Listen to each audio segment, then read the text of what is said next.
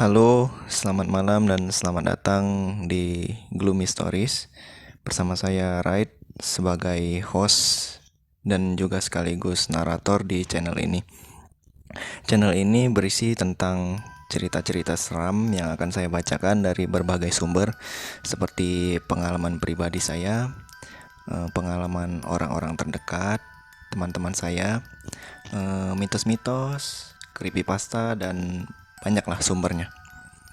Oke, pada malam ini, pada episode perdana, saya akan membacakan sebuah cerita mengenai asal-usul makhluk pocong.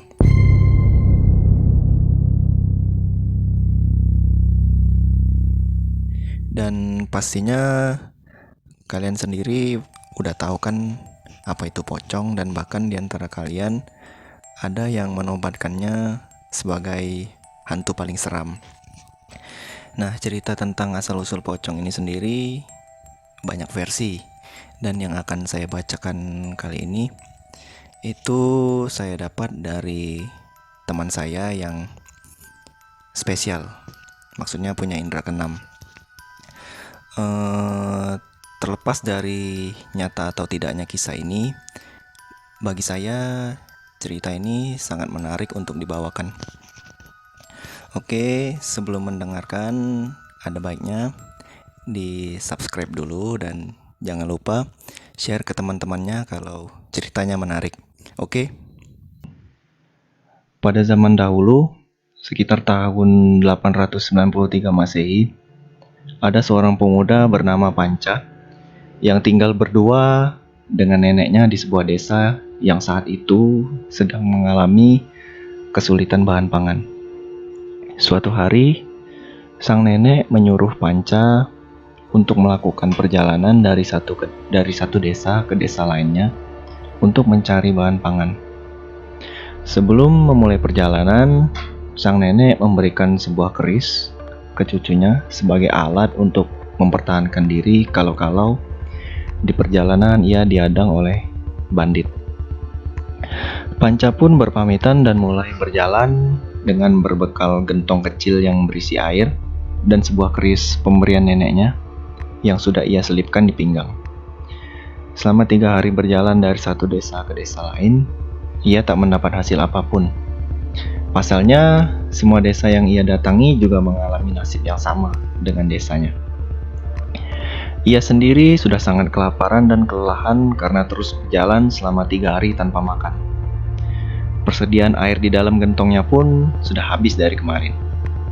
Tubuhnya yang sudah lemah pun akhirnya menyerah dan jatuh terkulai lemas di tanah. Ia tertelungkup di tanah dengan kesadarannya yang mulai menjauh. Lalu kesadarannya perlahan mulai kembali.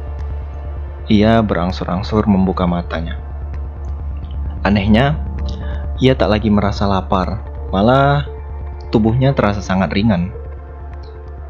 Panca melanjutkan perjalanan untuk mencari desa yang makmur.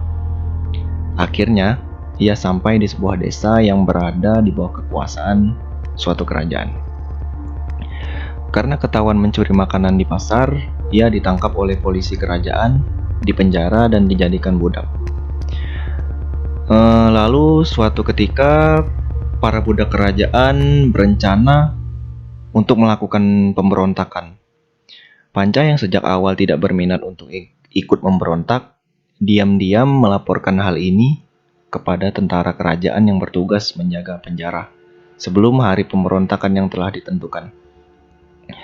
Sehingga pemberontakan pun berhasil ditumpas. Setelah itu, ia diangkat menjadi salah satu pengawal putri raja. Pada suatu hari, putri raja berhasil mengelabui para pengawalnya. Kemudian ia pergi berjalan-jalan mengelilingi pasar seorang diri. Lalu di tengah jalan, ia dihadang oleh sekelompok bandit. Untungnya Panca datang tepat waktu untuk menyelamatkan sang putri. Namun karena kalah jumlah, Panca tidak dapat mengatasi para bandit itu. ia menyuruh sang putri untuk berlari meninggalkannya. Malam harinya, secara mengejutkan, Panca kembali ke istana tanpa segores luka pun. Salah satu pengawal putri kerajaan yang bernama Bharata mulai curiga bahwa Panca mempunyai ilmu hitam. Namun ia hanya memendam kecurigaan tersebut seorang diri. Atas tindakannya yang berani dalam menyelamatkan Tuan Putri, Panca diberikan rumah pribadi beserta tanah seluas 5 hektar sebagai penghargaan. Karena sifatnya yang suka berbagi, Panca dikenal sebagai orang yang dermawan dan disukai oleh warga desa. Dikarenakan iri, Bharata menyebarkan gosip ke semua warga desa bahwa Panca ini memiliki ilmu hitam. Namun, tak ada seorang pun yang mempercayainya. Malah si Bharata ini dikucilkan oleh warga desa. Bharata pun mengutus 5 orang bandit untuk menghabisi nyawa Panca. Panca dibunuh, kemudian mayatnya dikubur di hutan. Secara mengejutkan, Panca kembali keesokan harinya tanpa luka segores pun.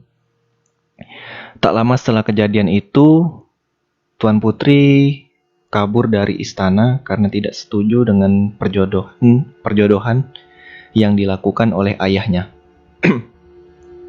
Ia kabur ke rumah Panca dan di sana ia menyatakan cintanya kepada Panca. Selama 2 hari, Tuan Putri bersembunyi di sana. Lalu saat pagi di hari ketiga, Raja beserta para pengawalnya menggerebek rumah Panca.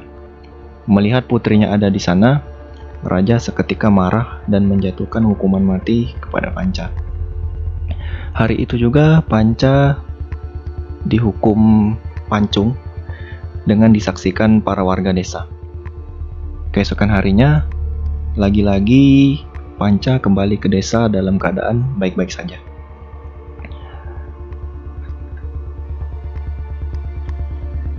Warga desa pun akhirnya mulai percaya kalau Panca memang memiliki ilmu hitam.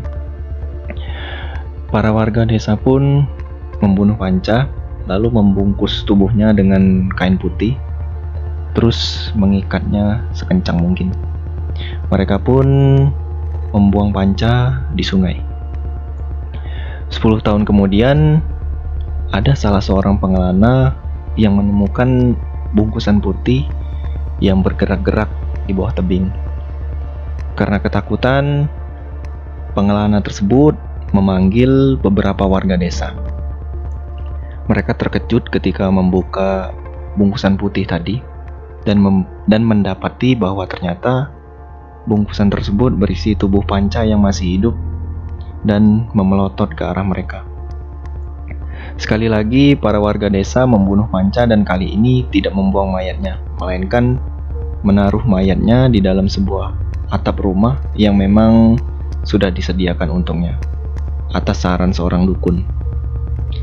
Di kemudian hari barulah diketahui bahwa Panca memang memiliki sebuah ilmu hitam yang membuatnya tidak bisa mati. Ilmu tersebut berasal dari keris pemberian neneknya. Namun bukan berarti setelah kejadian itu para warga desa dapat sepenuhnya hidup dengan tenang. Banyak warga desa yang bersaksi bahwa mereka masih melihat Panca berkeliaran dengan tubuhnya yang terbungkus kain putih. Tamat. Sekian dulu buat episode perdana kali ini. Terima kasih buat teman-teman yang sudah dengerin. Jangan lupa like, komen, dan subscribe. Terus nyalain lonceng notifikasinya. Oke, sampai jumpa di episode berikutnya. See you next sound.